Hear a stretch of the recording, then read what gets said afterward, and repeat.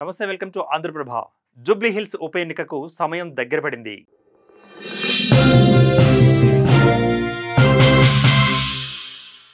దీంతో పార్టీలన్నీ ప్రచారాన్ని హోరెత్తిస్తున్నాయి.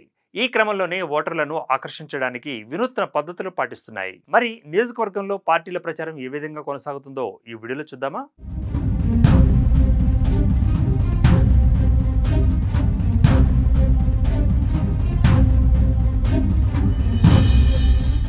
జూబ్లీ హిల్స్ ఉప ఎన్నికల బరిలో నిలిచిన అభ్యర్థులు ఓటర్లను ఆకట్టుకోవడానికి విభిన్నమైన ప్రచార పద్ధతులను అవలంబిస్తున్నారు. పార్టీలు తమదైన శైలిలో ఓటర్లను ప్రభావితం చేయడానికి అన్ని మార్గాలను అన్వేషిస్తున్నాయి. ఈ ఎన్నికలు కేవలం గెలుపోటములకే పరిమితం కాకుండా ప్రచార పద్ధతుల్లోనూ సరికొత్త ట్రెండ్ను క్రియేట్ చేస్తున్నాయి.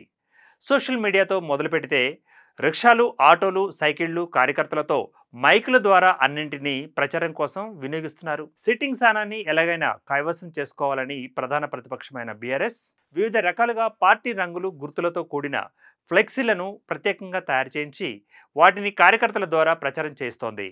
ఈ నడిచే ఫ్లెక్సీలు తలపై టోపీ, చేతిలో మైకుతో నిత్యం ప్రజల్లో తిరుగుతూ పార్టీ సందేశాన్ని వినిపిస్తున్నాయి. ఇది ఓటర్ల దృష్టిని ఆకర్షిస్తూ పార్టీ గుర్తును బలంగా నాటుకునేలా చేస్తోంది. సాంప్రదాయ ప్రచారానికి భిన్నంగా ఉండే ఈ పద్ధతి యువతలోనూ ఆసక్తిని రేకెత్తిస్తోంది. సైకిళ్లపై పార్టీ జెండాలను కట్టి మరీ గులాబీ పార్టీ విస్తృతంగా ప్రచారం నిర్వహిస్తోంది. కార్యకర్తలు బృందాలుగా ఏర్పడి నియోజకవర్గంలోని ప్రతి గల్లీలోనూ తిరుగుతున్నారు.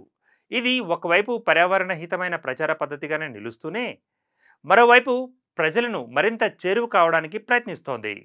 సైకిళ్లపై వెళ్లే కార్యకర్తలు నేరుగా ప్రజలతో మమేకమై పార్టీ హామీలను వివరిస్తున్నారు. గత 10 ఏళ్ల పాలనలో నియోజకవర్గంలో వేల కోట్ల రూపాయలతో చేసిన అభివృద్ధి పనులను వివరిస్తున్నారు.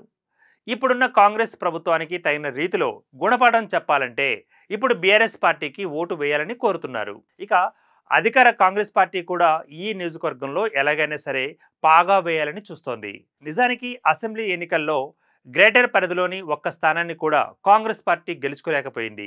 కానీ కంటోన్మెంట్ ఉప ఎన్నికల్లో అనూహ్యంగా విజయాన్ని సాధించింది. అదే తరహాలో ఇప్పుడు జూబ్లీ హిల్స్ నియోజకవర్గంలో కూడా గెలవాలని గట్టి పట్టుదలతో ఉంది. ఈ క్రమంలోనే సీఎం రేవంత్ రెడ్డి, మంత్రులతో పాటు పార్టీ లీడర్లు ప్రచారాన్ని హోరెత్తిస్తున్నారు. అంతేకాదు ఆటోలు, టాటా ఏస్, డీసీఎంలతో నియోజకవర్గంలో ఉన్న ప్రాంతాలన్నీ చుట్టేస్తున్నారు. ఈ వాహనాలకు పార్టీ జెండాలను కట్టి మైకుల్లో పాటలు, ప్రచార గీతాలను పెట్టి అభ్యర్థి సందేశాలను వినిపిస్తున్నారు. ఇక బీజేపీ ఈ రెండు పార్టీలతో పోల్చుకుంటే ప్రచారంలో కూడా వెనుకబడిందనే చెప్పాలి. అయితే ఈ పార్టీ కూడా వాహనాలకు పార్టీ జెండాలు కట్టి గెలిస్తే నియోజకవర్గంలో ఎలాంటి అభివృద్ధి చేస్తామో చెబుతూ ప్రచారం చేస్తోంది. మొత్తంగా పార్టీల ప్రచార రథాలు నియోజకవర్గంలోని పలు ప్రధాన కూడళ్లలో, మార్కెట్లలో ప్రచారం చేస్తూ ఓటర్ల దృష్టిని ఆకర్షిస్తున్నాయి. మరి పార్టీలు చేస్తున్న ఈ విభిన్న ప్రయత్నాలు ఎంతవరకు ఫలిస్తాయి?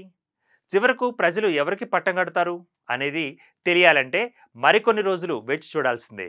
Keep watching Andhraprabha.